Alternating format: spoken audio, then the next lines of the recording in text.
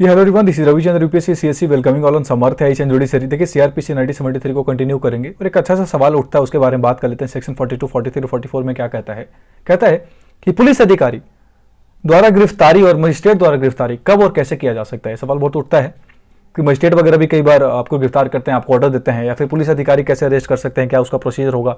एक private person, मैं और आप, कभी किसी को कैसे अरेस्ट कर सकते हैं, उस प्रोसीजर को समझते हैं इस वीडियो में। ठीक है, तो किसी भी कानूनी मदद के लिए आप मेरे इस दिए हुए नंबर पर कॉन्टैक्ट कर सकते हैं। जितना मुझसे हो पाएगा मैं आपका ट्राई करूंगा इस चीज़ को रिजॉल्व करने का, आपके डिस्प्यूट्स को।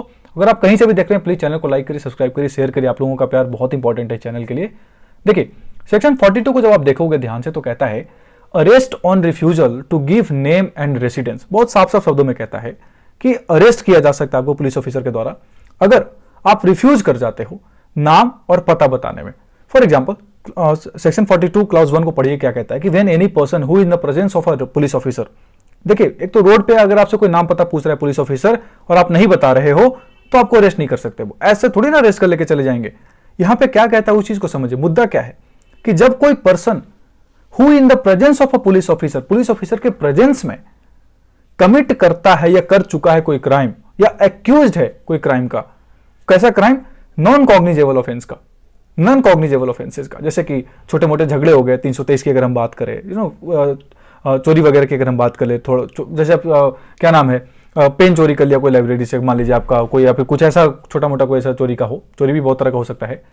तो अगर कोई रिफ्यूज कर जाता है on demand of such officer to give his name and residence or gives a name or residence which such officer has reason to believe to be false, he may be arrested by such officer in the order that his name or residence may be ascertained। For example अगर आपको लगता है police officer के presence में आपने कोई crime किया हुआ है, करते हैं या फिर एक्यूज हैं और आपका नाम पता गलत बता रहे हो या फिर पुलिस को लगता है कि आपने गलत बताया है, तो पुलिस ऑफिसर चाहे तो आपको अरेस्ट कर सकती है, करेगी ही, ये इंपॉर्टेंट नहीं है, चाहे तो अरेस्ट कर सकती है। किस लिए? कि ताकि आपका नाम और पता क्या किया जा सके, सुनिश्चित किया जा सके। क्लॉज 2 कहता है कि when the true name and residence of such person have been ascertained, जब सुनिश्चित किया जा चुका है आपका सही नाम, आपका सही पता, ही शैल बी रिलीज्ड, उसको छोड़ना पड़ेगा। पुलिस ऑफिसर्स को क्या करेंगे, छोड़ देंगे। On his executing a bond, एक बॉन्ड पेपर पे साइन करा के with or without security to appear before magistrate if so required. इस सिक्योरिटी पे कि जब भी मजिस्ट्रेट के सामने आपकी रिक्वायरमेंट होगी आपको आना पड़ेगा। प्रोवाइडेड, प्रोवाइजो भी है कि अगर आप इंडियन नहीं है, मान लीजिए फॉरेनर हैं या फिर आप इस देश में नहीं रहते, देश के बाहर रहते हैं, not resident in India, citizen की बात नहीं कर, रेसिडेंट की बात कर रहे हैं, तो जो यहाँ पे आपके रिलेटिव्स हैं या फिर कोई आपको जानने वाले हैं, उसकी सिक्योरिटी के बाद आपको छोड़ दिया जाएगा। आगे कहता है 42(3) में कहता है कि should the true name and residence of such person not be ascertained within 24 hours from the arrest, he should he fail to execute the bond or if so required to furnish sufficient securities, he shall forthwith be forwarded to the nearest magistrate having jurisdiction. ये क्या कहता है, देखिए इस चीज को समझिए। 42(3) में कहता है कि मान लीजिए 24 घंटे के अंदर पॉसिबल नहीं है पुलिस ऑफिसर के लिए कि आपका नाम और पता क्या किया जा सके, सुनिश्चित किया जा सके, तो क्या करेंगे, वो जो भी नियरेस्ट मजिस्ट्रेट होते हैं जिनका ज्यूरिसडिक्शन होता है उस थाने में, हर मजिस्ट्रेट के अपने एक थाना होता है, अलॉट किया जाता है उनको, तो फिर वहां ले जाकर आपको क्या कर दिया जाएगा, प्रेजेंट किया जाएगा उनको 24 घंटे के अंदर। अगर असेंटेड नहीं कर पा रहे, अगर लगता है कि नहीं पॉसिबल है, तो 24 घंटे के अंदर आपको मजिस्ट्रेट के सामने प्रेजेंट किया जाएगा। वैसे भी 24 घंटे से ज्यादा आपको भी पता है पुलिस ऑफिसर ऐसे तो नहीं रख सकते बिना मजिस्ट्रेट के सामने प्रेजेंट करके, उनको 24 घंटे के अंदर लाना ही पड़ता है। तो ये होता है arrest on refusal to give name and residence. तो अगली बार से अगर पुलिस, अगर आपने कुछ क्राइम किया हुआ है ना और आपसे नाम पता पूछिए तो सही सही बताना, वरना आराम से अरेस्ट किया जा सकते हो आप। ठीक है, सेक्शन 42 कहता है, हिंदी वाला भी मैंने लगा रखा है, देखिए कहता है नाम और निवास बताने से इनकार करने पर गिरफ्तारी। इसकी हिंदी बहुत डिफिकल्ट होती है, इस चीज को खुद ही पढ़िए, आपके लिए मैं 1 मिनट वीडियो को पॉज करके आप पढ़ सकते हैं। ठीक है, आगे देखते हैं 43 कहता है कि प्राइवेट पर्सन, मैं और आप, प्राइवेट पर्सन एंड प्रोसीजर क्या होगा अरेस्ट करने का, आप कभी किसी को कैसे अरेस्ट कर सकते हैं। जैसे मान लीजिए आपके सामने कुछ ऐसा हुआ कि आपने देखा, अरे यार ये तो तुमने बड़ा गलत काम कर दिया, तब तुमको पुलिस ऑफिसर के सामने लेके जाएंगे, तो आप उसको पकड़ के पुलिस ऑफिसर के पास लेके जा सकते हो, पुलिस स्टेशन के पास लेके जा सकते हो, उसको बोल रहे हैं, उसके बारे में बात कर रहे हैं अपन। सेक्शन 43 क्लॉज 1 कहता है कि एनी प्राइवेट पर्सन, मैं और आप, मे अरेस्ट करेगा ही, मैंडेटरी तो है नहीं, किसी के ऊपर आप ऑब्लिगेशन तो लगाते नहीं कि तुमको करना ही है, तुम आई विटनेस हो, तो ऐसा तो होता ही ना कि आपने किसी को क्राइम करते देखा तो आप अरेस्ट कर ही लोगे। You can inform the police, और अगर आप चाहो तो अरेस्ट कर सकते हो, आपको अधिकार दिया गया है। मे अरेस्ट और काउज टू बी अरेस्टेड, अगर आप कारण बन सकते हो किसी पर्सन को अरेस्ट करवाने का, who in his presence commits a non bailable and cognizable offence.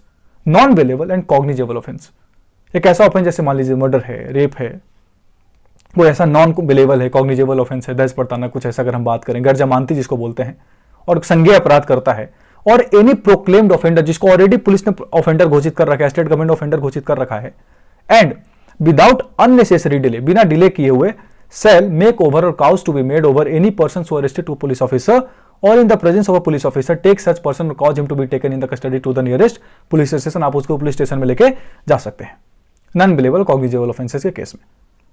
आगे कहता है, सेकंड कहता है 43(2) में, if there is a reason to believe that such person comes under the provision of section 41 a police officer shall rearrest him. मान लीजिए कुछ बातचीत करने के बाद ये पता चला कि नहीं यार, इसने तो कुछ ऐसा काम किया हुआ है जो सेक्शन 41 के अंदर आता है। मैंने सबसे पहले वीडियो में आपको सेक्शन 41 के बारे में बताया हुआ है। तो पुलिस उसको रीअरेस्ट करती है, प्रॉपर उसको रीअरेस्ट करेगी वापस से, प्रॉपर उसका खाका तैयार होगा, प्रॉपर उसका मैकेनिज्म हो। मान लीजिए बिना वारंट के अरेस्ट करेगी, लेकिन प्रॉपर तरीके से अरेस्ट करेगा। मैंने आपको बताया कि बिना वारंट के गिरफ्तार करते समय क्या क्या बातें वो ध्यान में रखती है, नोटिस भेजेगी, क्या होगा, सारा चीज मैंने आपको बताया हुआ है।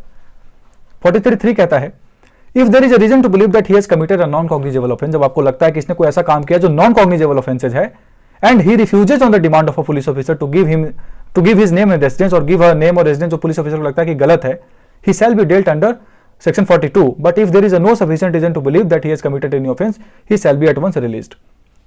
मान लीजिए अगर आपको लगता है कि नहीं इसने कुछ ऐसा काम किया जो नॉन कॉग्निजेबल, मान लीजिए नॉन कॉग्निजेबल ऑफेंस है, बहुत ज्यादा संज्ञेय अपराध तो नहीं है, बहुत ज्यादा संज्ञेय अपराध नहीं है, और आपको लगता है कि ऐसा कुछ इसने किया हुआ नहीं, तो आप उसको छोड़ सकते हो बाद में। सिंपल सी चीज वो सेक्शन 43(3) में कहता है। तो अगर मान लीजिए कुछ संज्ञेय अपराध नहीं है तो उसको सेक्शन 42 के अंदर डील करेंगे। सेक्शन 42 के बारे में मैंने अभी लास्ट वीडियो में बताया आपको कि कैसे डील करेंगे, क्या उसका मैकेनिज्म होगा। आपके घर पे जाएंगे, प्रॉपर उसका कहीं से अरेस्ट करते हैं तो आपको इन्फॉर्म किया जाएगा, आपके अधिकार क्या होंगे। सेक्शन 42 को अगर आप देखो, सेक्शन 42 नाम और निवास बताने पर अधिकारी करने पे ये सारे मैकेनिज्म होगा। 24 घंटे के अंदर पुलिस ऑफिसर के सामने रखा जाएगा, मजिस्ट्रेट के सामने रख दिया जाएगा, या फिर असर्टेन करने के लिए आपको अरेस्ट किया जा सकता है। सेक्शन 42 के अंदर मैंने आपको बताया अभी जस्ट, ठीक है। ये हो गई सेक्शन 43 की बात। आगे देखते हैं आगे क्या है हमारे लिए इंपॉर्टेंट। प्राइवेट व्यक्ति द्वारा गिरफ्तारी और ऐसे गिरफ्तारी पर प्रक्रिया क्या हो सकता है उसके बारे में बात कर लिया। सेक्शन 44 कहता है अरेस्ट बाई मजिस्ट्रेट। देखिए मजिस्ट्रेट दो तरह के होते हैं, बहुत आपने पढ़ा हुआ हिस्ट्री वगैरह में। एग्जीक्यूटिव मजिस्ट्रेट जैसे एडीएम है, डीएम है। जुडिशियल मजिस्ट्रेट जैसे जुडिशरी वगैरह जो क्वालिफाई करके बनते हैं, जुडिशियल मजिस्ट्रेट उनको बोल रहे हैं। वैसे भी कई बार ऐसा होता है कि कई बार मजिस्ट्रेट्स को भी, एग्जीक्यूटिव मजिस्ट्रेट को भी जुडिशियल पावर दे दिया जाता है। पहले हिस्ट्रीज में पढ़ा होगा आपने, वारन हेस्टिंग्स वगैरह देते थे बहुत ज्यादा, है ना। डिस्ट्रिक्ट मजिस्ट्रेट्स वगैरह को पावर होते थे, एडीएम्स को पावर होता है, जुडिशियल पावर्स भी होते हैं उनके पास थोड़ा थोड़ा। तो ये चीजें होती हैं उनके पास भी। वो कहता है कि when any offense is committed in the presence of a magistrate, whether executive और जुडिशियल, कहता है कि कोई भी ऑफेंस जब कमिट हुआ है किसी भी मजिस्ट्रेट के प्रेजेंस में, चाहे वो एग्जीक्यूटिव हो जुडिशियल हो, with in his local jurisdiction, अपने लोकल जुरिस्डिक्शन में, he may himself arrest or order any person to arrest the offender। या तो वो खुद ही कर सकते हैं या किसी को बोलेंगे कि उसको अरेस्ट करके लेके आओ। And may thereupon subject to the provisions herein contained as to bail commit the offender to custody। आगे का जो भी प्रोसीजर वो आगे फॉलो कर सकते हैं, करवा सकते हैं। आगे कहता है इसी में कि एनी मजिस्ट्रेट, चाहे वो एग्जीक्यूटिव हो चाहे जुडिशियल हो, may at any time arrest or direct the arrest in his presence within his local jurisdiction of any person for whose arrest he is competent at the time and in the circumstances to issue a warrant. देखिए बिना warrant के भी गिरफ्तार किया जा सकता है, warrant के साथ भी गिरफ्तार किया जा सकता है, ऑर्डर दे सकते हैं। अगर वारंट देने का अधिकार है उनको कि सर हम साइन करके भेज रहे हैं, मैंने आपको याद है पहले वीडियोस में बताया था कि बिना मजिस्ट्रेट के ऑर्डर के भी पुलिस ऑफिसर आपको अरेस्ट कर सकती है, उसका मैकेनिज्म बताया था। अगर वारंट देने का अधिकार है तो वारंट साइन करके भेज देंगे डीएम साहब या फिर जो भी आपके जुडिशियल मजिस्ट्रेट है कि जाओ उसको अरेस्ट करके लेके आओ अपने लोकल जुरिस्डिक्शन में, तो आप कह सकते हो। तो सेक्शन 44 कहता है कि मजिस्ट्रेट के द्वारा भी ऑर्डर पास किया जा सकता है आपके अरेस्ट का, चाहे वो एग्जीक्यूटिव मजिस्ट्रेट हो चाहे वो जुडिशियल मजिस्ट्रेट हो। ये सारी बातें आपको पता होनी चाहिए। तो अगर आप बेवजह सवाल जवाब भी मत करो कई बार कि कौन तुमको पावर दिया है, देख लेना अगर वहाँ पे डीएम साहब लिखा हुआ है साइन या एडीएम है तो आप समझ जाना कि अथॉरिटी में है भाई, अथॉरिटी ने इसको दिया हुआ है सेक्शन 44 सीआरपीसी। बात को बुझे। Thanks for watching, keep loving me, thank you so much. आपको मैं नेक्स्ट वीडियो में जल्दी बताऊंगा। मजिस्ट्रेट द्वारा गिरफ्तारी हिंदी में देख लीजिए, पॉज करके पढ़ लीजिएगा इस चीज़ को। चलिए, थैंक्स फॉर लविंग मी। अगर जल्दी मैं एडीआर के टॉपिक भी आपको लेकर आऊंगा। Thank you.